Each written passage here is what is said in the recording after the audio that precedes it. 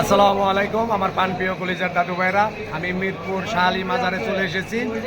দেখেন আমার ফ্যান ফলোয়াররা আমার জন্য অপেক্ষা কইরা এখন আমার জন্য কি আয়োজনটা করেছে আমি আপনাদের মাঝে তুলে ধরছি।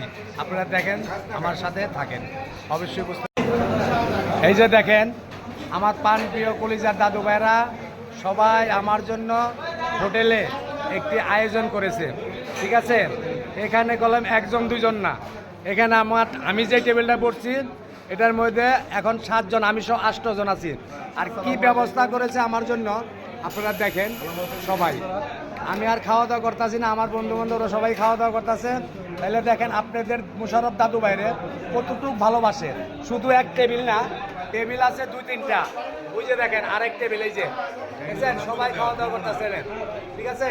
তারপরে আরেকটি টেবিল, এই যে দেখেন, ঠিক আছে। দাদু ভাইরা অবশ্যই বুঝতে পারছেন কতটুকু ভালো দাদু ভাইকে ভালোবাসে। ভালোবাসা যদি না থাকতো দাদু ভাইয়ের জন্য এই আয়োজনটুকু করতো না।